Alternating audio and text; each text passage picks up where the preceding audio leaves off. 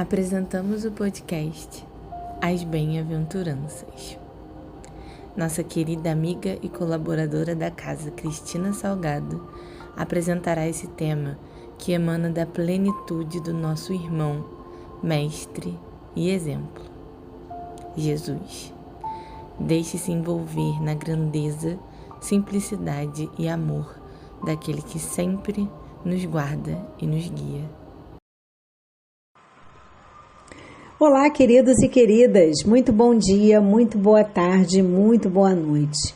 Eu rogo a espiritualidade amiga que esteja conosco, nos amparando, intuindo, auxiliando, que o nosso dia e a nossa semana sejam plenos de amor e bondade e que nós possamos refletir com o coração aberto sobre as bem-aventuranças conforme o Evangelho de Mateus no capítulo 5. Para a reflexão de hoje, trazemos a sexta bem-aventurança. Vamos com Mateus então? E Jesus, vendo a multidão, subiu a um monte, e assentando-se, aproximaram-se dele os seus discípulos. E abrindo a sua boca, os ensinava, dizendo: Bem-aventurados os limpos de coração, porque eles verão a Deus. Começamos então com a pergunta: o que significa ter um coração limpo, um coração puro? Ao abrirmos o Evangelho segundo o Espiritismo, em seu capítulo 8, temos o seguinte esclarecimento: a pureza do coração é inseparável da simplicidade e da humildade. Exclui toda ideia de egoísmo e orgulho. Por isso, Jesus toma a infância como emblema dessa pureza, do mesmo modo que a tomou como o da humildade. A infância é a época tenra da nossa vida. É quando estamos reiniciando nossa caminhada de experiências e aprendizados na nossa reencarnação e dura em torno de 12 anos. Considerando isso, podemos entender que a comparação se dá do ponto de vista da vida presente, uma vez que o espírito que habita o corpo infantil já vivenciou várias experiências e, estando na sua nova infância, especialmente nos primeiros anos, nos apresenta a imagem da pureza e da inocência. No livro O Esplendor das Bem-aventuranças, de Mário Frigeri, temos a seguinte observação. Abre aspas. É imperioso recordar aqui a oração do salmista. Cria em mim, ó Deus, um coração puro e renova dentro de mim um espírito inabalável. Salmo 51, versículo 10. E diz mais: de todas as virtudes espirituais a serem conquistadas pelo vencedor, aquele que venceu a si mesmo, esta é certamente uma das mais difíceis. Fecha aspas. Jesus, em várias passagens, nos aconselha a cuidar da nossa pureza interior. Quando, por exemplo, nos desperta ao dizer que o verdadeiro adultério, que é a cobiça, está no nosso pensamento, assim como o verdadeiro mal não é o que entra pela nossa boca, mas o que sai dela, ele nos mostra que é muito fácil para todos nós praticarmos os atos externos do que nos reformarmos moralmente.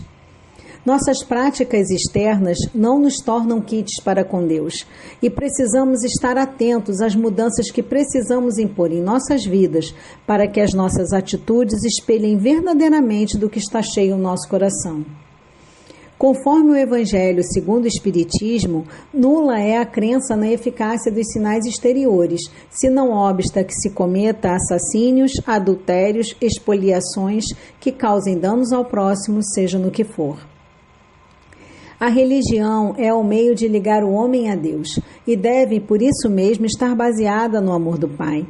O homem somente alcançará seu propósito se interiorizar e se esforçar sinceramente em praticar os conceitos de amor e fraternidade que a religião a que se filie proclame e tenha como objetivo ajudá-lo a ser uma pessoa melhor. Então a religião é o pilar fundamental para a nossa transformação? Sinto informar-lhes que não. A religião é um caminho por onde podemos andar e aproveitar as bênçãos do esclarecimento. Se assim fosse, o que seria daqueles que não seguem religião alguma, mas buscam transformar-se? O esforço é pessoal, meus amigos, ou seja, é nosso. Depende de nós, das nossas atitudes, para que a transformação aconteça. Assim, podemos entender que pureza de coração é resultado da reeducação espiritual de cada um de nós. Do livro de Mário Frigeri, já mencionado anteriormente, temos, abre aspas, o coração do homem purificado é uma fonte de água viva a jorrar para a vida eterna. É preciso, portanto, proteger com o máximo cuidado essa nascente, porque dela vem o bem e o mal que podem levar o homem à salvação, um mundo de regeneração, ou à perdição, um novo exílio. Fecha aspas. A nossa conclusão é, quanto mais puro formos, mais poderemos nos comparar às crianças a quem Jesus pedia deixar ir até ele.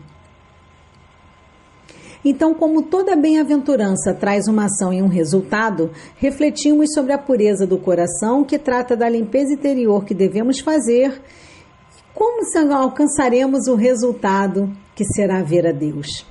Ora, como será se João nos diz que ninguém jamais viu a Deus? Paulo também nos diz que Deus habita em uma luz inacessível. Podemos então entender que o patamar de um ser puro de coração deve estar muito distante do que estamos hoje.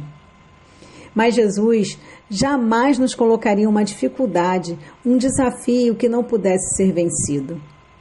Amigos, sabemos que nada na natureza dá saltos, então não seria diferente com os nossos processos internos. É preciso estabelecer uma meta, um caminho no qual trilharemos e tantas vezes quantos forem necessários os recomeços, recomeçaremos com bom ânimo. O objetivo é alcançar a plenitude, mas sabedores que somos que teremos vários tropeços no caminho, não devemos esmorecer e sim prosseguir. É recomendado que também nos perdoemos não apenas 7 vezes, mas 70 vezes 7 vezes, para que sejamos tolerantes, benevolentes e indulgentes conosco, para que mesmo com os joelhos desconjuntados sigamos sem desanimar. E sempre devemos lembrar que teremos todas as oportunidades que precisarmos até que as nossas metas sejam vencidas e o nosso objetivo alcançado.